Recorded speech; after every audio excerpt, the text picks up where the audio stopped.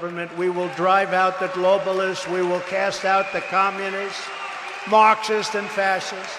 And we will throw off the sick political class that hates our country. In our last video, we ended with that clip. Trump at a Republican convention basically touting what his next term in the White House would look like, gutting the administrative state, becoming a dictator, and a complete overhaul.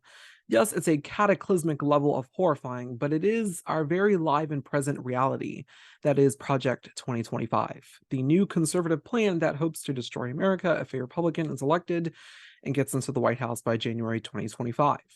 In this video, I speak with a friend of mine to help dissect the right-wing conservative project and its gut-wrenching details. Let's start.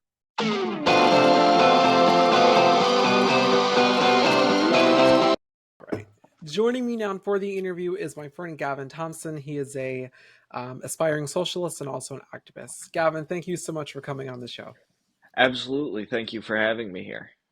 So I was struck in the process of this report by doing the research that Reagan was actually a major contributor to the modern conservative movement. Yes. And he basically gets this report from the Heritage Foundation and he starts handing it out like, candy essentially. So what did you make of that part and how his influence sort of was an influence for Project 2025? Well, I think Reagan was the first prototype. He was the first one where they tried out the idea of unitary executive theory, and once they figured out that they could actually do quite a bit with that, and that would work for them, they ran with it, and they've been trying to use it as much as they can ever since to get what they want.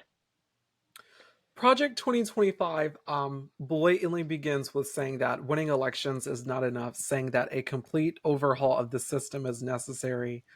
I read that, and I feel like a lot of people would miss it if they weren't necessarily paying attention to politics. Yeah. That they mean that like literally, like they actually want to stop Yes. elections. Like you hear like in the They footage, do. like I forgot his name, Nick Fuentes. Nick Fuentes. He says, terrible we human need to being. stop having elections, and we need to just get Yes. Trump in there one more time. And How I do would you like people? I Go would ahead. like to remind everybody real quick that this guy, Nick Fuentes, is a self-proclaimed neo-Nazi, and he actually has a pretty big following. So if Exactly. you guys still think that Nazis are just something that parents use to scare their kids in the 90s, it's not a thing. They're coming back, and they're back, not just coming back. Exactly. Yeah. So, I mean, with that on the point of like banning elections in the United States, how do you get people to understand the severity of that threat? Because many people are going to be like, oh, they're just saying that, they do voter fraud and stuff. But how do you get people to understand that, like, we seriously won't have elections again? Well, I think we need more people to look at this doctrine and know what it is. Spread the word about this as much as you can, and as soon as you guys hear this, please tell your friends about it. Have them look into this because I mean, ignorance is bliss. It's great. We can both attest to that. Before learning this, we were we were much better off psychologically. But it's better to know what's coming than be sitting here at this time next year and be having all of our rights stripped away from us. That's a terrifying thought, and I think more people need to be aware of it so we can combat it now before it has a chance to completely happen. With Project 2025, there is sort of like a brief introduction of saying, hey, welcome to our new report, we're the Republicans here. And then like it goes into like this sort of like amalgamation of strategies and plans and hardline policies that they want to institute. And a lot of it is like so insane, like, a woman essentially being reduced to roles back in the kitchen and, rights stripped away for, union workers and stuff. How do people read this and take it seriously? Because it really is like on steroids. It's like insane, most of it. I mean, yes, it is very like cartoon fashy that it's wild.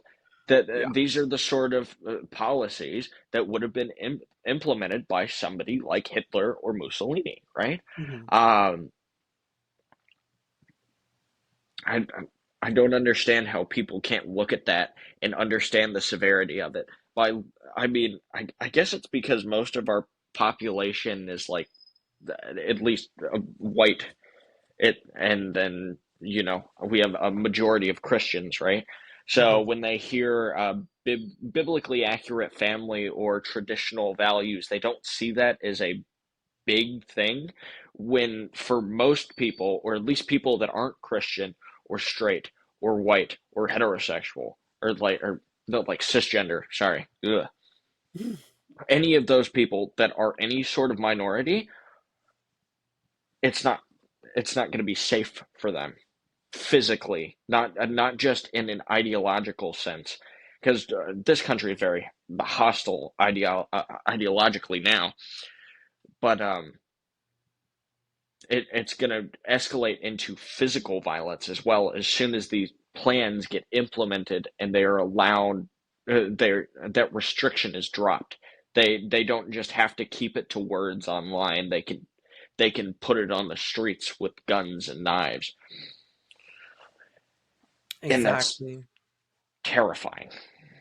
It really is terrifying because what you see is like a constant theme in this report is their continued promised sort of attacks on minorities when it comes to minority communities, whether it's women with a nationwide abortion ban, or being essentially reduced to working roles where you're just staying at home and listening to your husband and being Y- submissive, or minorities being stripped of their rights and civil liberties.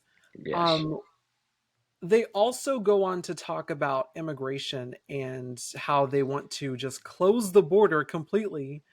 And in doing that, they hope to, I guess, accomplish their goal of purifying America. Yeah, which What do you make of is that? Because is very odd when you say purifying America, which I believe they use that exact. Do they use that exact language in the actual document? I haven't actually I it's didn't want to pretty give. much it's pretty much coded language. It's sort of like Yeah, implied. Yeah. it's implied violence, which is a lot of what the right does these days. Um, What do I make of that? I think the closing of borders cuts people off from their families and prevents more unity around the world. Right? We can't just get more. It's less connected, and by disconnecting people from those ties that they have in other countries, right?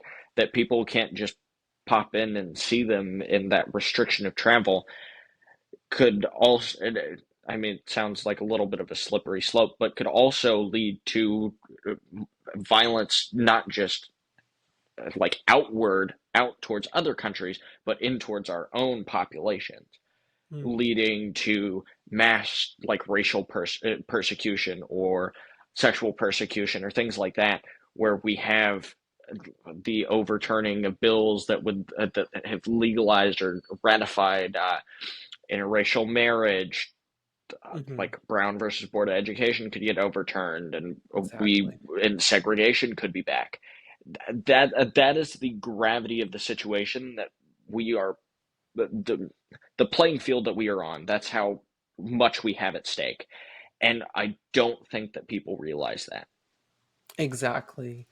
And one of the concerning things that Trump recently had said, concerning is an understatement, anything surrounding this report, he said that basically he would only be a dictator on day one. And one of the first things that he would do was essentially institute immigration roundup camps.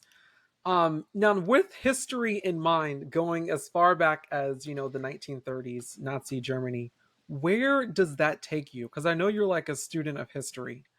Okay, so we also have clips of him saying, "Oh yeah, we're going to push out all of the political dissidents." That Mhm. which is a thing that very few people actually know. The first people to be the prototype run for concentration camps were communists and political dissidents in Nazi Germany. They were the first ones to be put in these things that would later become concentration camps. So it's Wow. not just a racial or not just a sexual thing. It's based all the way down to ideas that when you have things like immigration camps that that's very vague, and they can use that to loop basically anyone that they don't like in. That it's also the same reason they use things like the woke agenda, um, because it's very vague, and they can classify anything under it, and they can just like, oh, you're woke, and that's something that we don't need in this country, and it's destroying our Western traditional values. And here you go, Hmm. you can go into this camp, which then they can use for profit. It's the same way that our prison system is used today. If you guys don't know anything about that, go look at all of the stuff on the prison industrial complex. It's Exactly. sickening, but that's a topic for another day. So, with that being said, in terms of Trump's use of sort of fascistic language, when you use a term like fascist or totalitarian or authoritarian, and you use that term repeatedly and consistently, and you not only use it for your own benefit, but to also attack the other side that's calling you those things, it sort of desensitizes the word, and people don't exactly know what it is. Like, people nowadays associate like socialism as a bad political thing. Oh yes, So where do you absolutely, and that's not just because we. That's part of partially because we as a society have kind of tied Nazis and socialism together, or yeah. communism together, that we see them as two sides of the same coin when they are actually two opposite, like polar opposites of political ideology. Um, I think we also have become more desensitized to these words through use of it on the internet, because there's not enough authority behind it, right? We can't see who's actually saying it and if they actually mean it. Hmm. That's how fascists get their platform, is through things like 4chan or messaging sites like that, because they use this language and they can portray it as a joke, Hmm. but it's not always a joke. And when people see this, they can say, "Oh yeah, this is an okay idea to express. People are just laughing it off, so it's a reasonable idea to have in the free marketplace of ideas." And then they will propagate that and try it out just to see if it works, and it does. And then somebody else sees it, and then we have this mind virus. I hate to call it that, but it's true. It spreads, and that's how they get their platform. Exactly. Project 2025 also sort of, I guess, comically horrifyingly focuses on destroying the administrative state. So, your basic federal agencies like FEMA, DHS, the FBI, etc. Can you explain why they would want to do that and the repercussions for the country? Well, specifically looking at the administrative state with things like the FDA and the EPA and things like that that are regulatory, right? Because conservatives play so heavily to their private lobbyists, they're going to want to remove as many restrictions on profit as they can, because that puts money in their pocket. Mm, Because if I have a giant oil company backing my policies and I abolish the EPA, right? Then they can dump their waste wherever the hell they want. They can dump it wow. in public rivers, lakes, anywhere. They can dump it in forests, wherever they want, because it's cheaper. I Mm, it's cheaper to just go dump whatever shit that I have from my refineries off into beaches killing wildlife than it is to actually package it up and dispose of it properly or recycle it. That costs money out of out of the ruling class or the capitalist class pocket, and they don't want that because that's removing funds. The politicians don't want that because it's removing their funds and their money. So it's like a quid pro quo. Hmm. I remove these, that makes you more money, and then you give me a cut of that more money, right? And then that cycle just repeats until we either kill the earth or somebody does something about it, which is what I hope our collective working class will at some point do. So by breaking the restrictions that the administrative state has imposed on society for mostly good reason most of the time, Yes, it would for protective effectively make reasons. conservatives more lucrative and sort Yes, of it will. unstoppable. That's the main thing about capitalism. It's not based in a system of helping people. It is it is completely profit incentivized, right? Hmm. I don't care how my people are doing as long as I am making more money than I did last quarter. That is the important thing to the capitalist class is is limitless growth. I want to keep it's an only up ideology. Um, with criminalizing LGBTQ expressions, which, of course, Yes, they are which excited to do, um, very. they also jump into grouping the same. They jump into grouping LGBTQ, the community, with pornography and sort of consolidating that as sort of like the same expression, and therefore those people should be ostracized from society and they should be labeled as sex offenders. I was reading that and I was sort of Mhm. struck by like the It's historical. wild, isn't it? Yeah. Yes. So it's been used for a very long time. It's called the groomer narrative, right? If Hmm. I can make you feel like these people are going to hurt your wife and children, then you are more than happy to push them out, regardless of what proof or information I give you, right? Exactly. So if I say, "Oh yeah, uh, that person who was male at birth and has now transitioned to be, has become female is touching and molesting your children, then you're going to want to hate that person and push them out. It's standard protective instincts, right? Hmm. If you thought somebody was going to harm your family, you'd probably take care of it too, right? Hmm. But that sort of like fear mongering and that protective instinct has been exploited by this party to further their own hateful goals, right?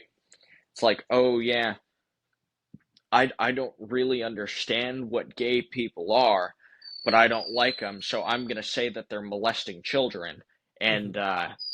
then I'll just let the angry mob go after them. Then I don't have to deal with being uncomfortable with it. Wow. Why do people like that, and why does the Republican Party use that type of a sort of, I guess, incriminating language to alienate a type of the population, whether it's like minorities or, a type of the community that is different than you are, that is different than your values and traditions? Why do they use Well, that to they sort use of. that because they don't have any actual rhetorical. They don't have any proof. They don't have hard evidence to provide to this and say this is exactly why these people are bad. They just have this visceral feeling that these people are different, and I don't like that. It makes me feel uncomfortable. Mhm. So I am going to do whatever I can using whatever loaded language or uh, false false logic that I can to rile everybody up and have them take care of the problem so I'm not uncomfortable. So I Mm. can have my white Christian ethno state, right? it goes for the same things with like abortion. Is It's very commonly used that, oh, they're killing babies, and they're they're satanic, and they're eating the babies, and it's Mhm. like, yeah, no, that's that's one thing you will notice with conservatives is they're always scared of shit that is not happening. Whereas it's like a small child that thinks there's a monster under their bed. It's like, oh Uh-huh. no, there's a drag queen in my closet. Ah! That's where you're gonna. That's where they're at. Like logically in political discourse, they're, oh no, the gay guy's in my closet, and he's making me feel uncomfortable. Now that, for some of them, it can be projection. There is I forgot his name, but he was a Republican senator, openly homophobic, and was passing a bunch of bills, like homophobic bills that would hurt gay people, Hmm. and then was caught sleeping with like 23 different men. It's hilarious. That Oh was my gosh, like, see, this is a common theme we see so much, like the yes, it's hypocrisy on the right. projection. Oh my gosh. It's wild. Yes. It's I so. mean, it You definitely have is people wild like because Blair White, who's a trans woman that Mhm. hangs out with right wing personalities and is openly transphobic. It's absurd. I It's know, like, how yeah. are you gonna? It doesn't make sense. Yeah. A I lot of always, it really is projection, because it's like yeah, the same thing with like conservative hardcore stance on sexual immorality, and then they're accusing the Democrats of the same thing that they are doing behind closed doors. yeah. And I mean, they're accusing the left, not just the Democrats. And that is one thing I would like to put out, because most people don't understand that. American Democrats are not left wing by any stretch of the imagination. What they practice is a sort of thing called rainbow capitalism, where I can slap all of these inclusive labels on something and then still push the same policies. That's Wow. why that's why we talk about voting not doing anything, right? Like, Mhm. oh, Biden's our best chance. I mean, if we want our right to vote, if we want a free society, then we have to vote for Biden. Let's saw something about this the other day. Let me put it this way. If you have to vote for a specific candidate to keep your right to vote, you are not in a free society. Mm. Wow, that is powerful. Yeah, you've already lost the game at that point, which is where I think we are now. And that leads us into ways that we can get out of it. And the only real thing that we have is to spread class consciousness among our peers and organize. That is the only power we have. And we have to organize to stop this program, this set of rhetoric from being implemented,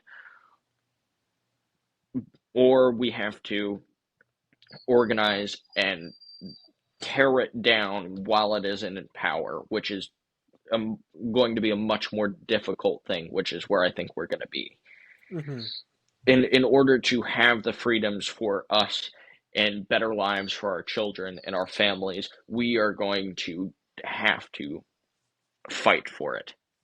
And that is not something that I am looking forward to. Yeah. We are recording this in 2024 on January 3rd, just 11 months away from the election.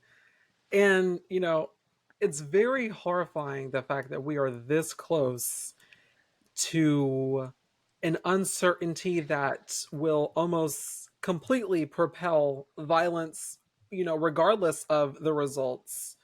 Yes. Um, in terms of where we stand now, do you feel like people are still sleepwalking into this year's election? Yes, very much so. We have very little left leaning, we don't have very many class conscious people. We don't have very many people that actually know what's going on.